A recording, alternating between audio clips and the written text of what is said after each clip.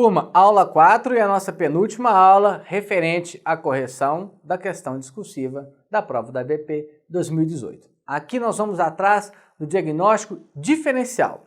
Olha como é que foi cobrada, né? Como foi perguntado para nós. Utilizando os critérios da CID-10, quais as hipóteses aventadas em termos de diagnóstico diferencial?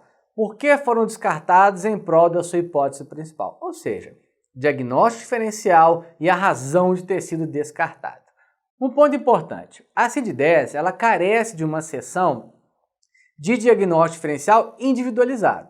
Se você abre o DSM-5, nosso manual classificatório mais atual, bem mais moderno que o CID-10, o caduco CID-10 lá de 93, 94, ele não tem. Então o DSM-5 ele tem individualizado essa questão do diagnóstico diferencial. Então é muito importante que vocês tenham acesso, contato com o diagnóstico diferencial no DSM-5. O CID-10, na descrição, após a descrição das patologias, em alguns, ele coloca diagnóstico diferencial. Então nós vamos usar os dois manuais. A dica que eu dou para vocês entenderem dos diagnósticos diferenciais da CID-10 é ir naquele bloco do visão geral deste bloco. Então, no início, por exemplo, dos transtornos depressivos, nós temos uma visão geral. O transtorno do humor, no CID-10, é a página 108. Então, você vai ter ali um contato em 2 páginas com todos os transtornos do humor presentes no CID-10. Então, é por ali que você vai conseguir fazer o diagnóstico diferencial. E algum ou outro vai ter ali, alguma patologia ou outra, ele coloca o diagnóstico diferencial. Diferente do DSM-5, que tem uma seção dentro de cada transtorno referente ao diagnóstico diferencial, certo?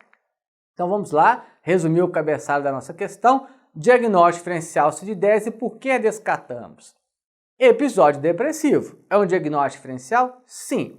Por que nós vamos descartá-lo? Então, antes de continuar, o que essa questão quer? Mais uma vez, quais são os diagnósticos diferenciais e por que descartamos, certo? Se isso aparecer na prova para você, você vai colocar aquele diagnóstico que você não acha que é o correto, o seu diagnóstico primário, certo? Isso é o diagnóstico diferencial.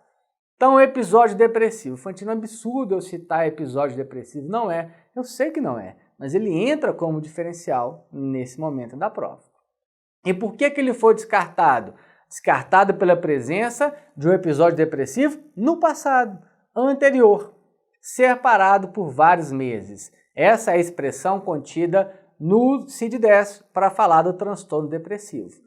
No DSM-5, nós temos que respeitar o intervalo mínimo de 2 meses. No CID-10, a expressão é separados por vários meses, certo? Então, não é o episódio depressivo devido ao episódio no passado. Outro diagnóstico diferencial, transtorno afetivo bipolar, descartado pela ausência de episódios maníacos ou hipomaníacos. Se você quiser tirar nota 1000 na prova, você ainda recorta o que estava na questão e coloca entre aspas aqui, Nós passamos por essa porção do caso clínico onde descartava qualquer alteração na estabilidade, na relação de humor, gastos excessivos, atividade de risco. Então, não apareceu para nós o episódio de hipomania ou maníaco. Ciclotimia, caracterizado por numerosos períodos de depressão e relação leves. Pessoal, o que é ciclotimia? É uma mini mania e uma mini depressão. Isso é uma expressão minha. Por quê? Não chega sequer a ser hipomania, não chega sequer a ser depressão para o DSM-5, esse transtorno ciclotímico. Deu um pulo na página 139 e deu uma revisada. Para o CID-10, são numerosos períodos de depressão e relação leve. Então, é diferente um pouco a ciclotimia do CID-10 para o DSM-5. Mas o que tem que ficar para vocês?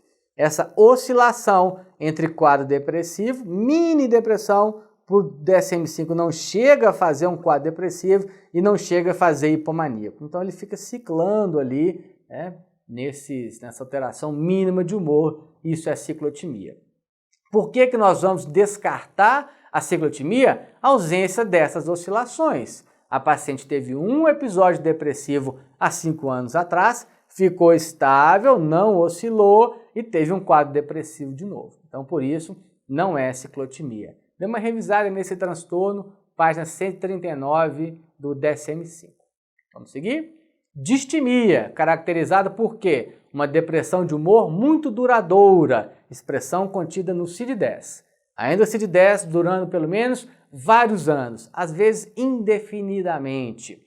Para o DSM-5 é um período de 2 anos. Então é aquele paciente que se apresenta com humor rebaixado durante muito tempo. Para o CID-10, vários anos ou até indefinidamente, e para o DSM-5 são 2 anos. Por que nós não temos distimia? Porque a paciente, mais uma vez, teve uma remissão completa. Entenda a distimia como aquela alteração de humor rebaixado que perdura, algo crônico. Era considerado, inclusive, no passado, um transtorno de personalidade depressivo, né? Aquele paciente que é taciturno assim, de nascença, né? Mal-humorado, reclamão. O aluno uma vez me citou aquele Saraiva de algum programa da Rede Globo, tá? Então aquela pessoa mal-humorada que segue assim uma vida inteira. Por que nós vamos descartar a distimia então? Devido à remissão completa, ok? Beleza. Pessoal, então esses eram os diagnósticos diferenciais que a ABP sugeriu. Vou sugerir outro para vocês pensando sempre no DSM-5. Condições médicas gerais que podem causar o transtorno ou uso de substâncias. Quase todas as patologias do DSM-5 têm como diagnóstico diferencial condições médicas gerais que podem engendrar a doença, a patologia, o transtorno e também uso de substâncias psicoativas. Então, sempre pensar nesses diagnósticos, mas nessa aula eu coloquei aqueles que foram sugeridos pela ABP. Mais uma vez, apenas o DSM-5 tem uma seção especial dentro de cada transtorno para o diagnóstico diferencial. O CID-10 é interessante você ter aquela visão do bloco, certo? Terminamos aqui a nossa penúltima aula, a próxima será a nossa última aula da correção da questão discursiva da prova da ABP de 2018. Tchau, vamos para a estrada.